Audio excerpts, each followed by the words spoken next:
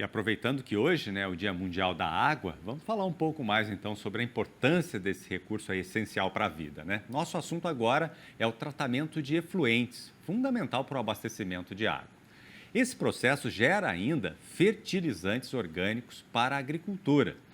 Para explicar melhor para a gente esse processo, nós convidamos a especialista de gestão de resíduos, a Lívia Baldo. Lívia, que já está aqui com a gente. Bom dia, seja muito bem-vindo, viu, Lívia, aqui ao Agronotícias. Muito obrigado por atender a gente. Bom dia, imagina, eu que agradeço pelo convite. Lívia, é um tema importante, né? E antes da gente falar desse processo, né, de utilizar e transformar, né, esses resíduos em fertilizantes, eu gostaria que você explicasse para a gente, né, o que são esses efluentes, né, e como eles podem, assim, gerar grandes impactos no meio ambiente se descartados de forma incorreta, né? Perfeito. Esses efluentes são resíduos provenientes das atividades humanas, das mais diversas atividades, podendo ser processos industriais ou também de origem sanitária, aqui, né, nas nossas próprias casas, aqueles efluentes que vão via rede de esgoto. Eu costumo dizer que efluente, no fim, é água, né? Porque é uma água contaminada, uma água que carrega determinados contaminantes de acordo com a sua origem, né? Com o processo na qual ela foi originada. Então, num termo popular, poderia ser uma água suja, né? E esses efluentes, né, esses contaminantes que existem nos efluentes, eles precisam ser removidos, né? Passar por processos de tratamento. Caso contrário, caso eles sejam despejados sem tratamento diretamente na natureza, né, fazendo esse descarte de forma incorreta, eles podem trazer grandes desequilíbrios ambientais para esses corpos d'água, né? Porque daí eles vão parar em córregos, rios, lagos, até no mar, e vão causar esses desequilíbrios aos meios, podendo consumir oxigênio, por exemplo, causando mortalidade de peixes, ou até mesmo com desequilíbrio de nutrientes, aumentando, né, colocando nutrientes em excesso na água e causando proliferação de algas. E a consequência direta dessas contaminações são as doenças, né? Acaba sendo um problema de saúde pública e trazendo doenças para a população. Dúvida nenhuma, são consequências graves, né? Agora, o interessante é que vocês conseguem, né, usando aí tecnologia, transformar, né, tudo isso em produtos que podem ser reutilizados, né? Gostaria que você explicasse para a gente, Lívia, como é que funciona essa produção, principalmente fertilizantes, né, com esses resíduos. Sim. Bom, o processo de tratamento de efluentes, ele gera um resíduo sólido, chamado lodo, né? E esse resíduo sólido que nós aproveitamos aqui para transformação em fertilizante através do processo de compostagem.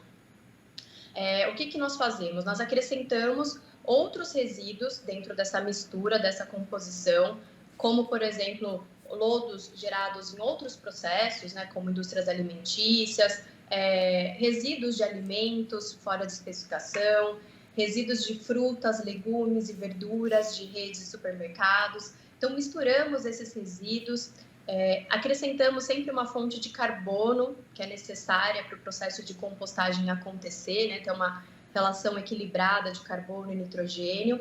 Fazemos o revolvimento durante o período de 60 dias, que o processo de compostagem é um processo aeróbico, né? Então a gente precisa dar a condição ideal para os micro-organismos fazerem essa degradação da matéria orgânica. Por fim, passamos por um processo de peneiramento e analisamos, né? Sempre é importante ressaltar esse ponto, que a gente faz as análises de monitoramento lote a lote para nós certificarmos que, de fato, esse fertilizante vai contribuir para o campo, né? Ele atende às instruções normativas do Ministério da Agricultura.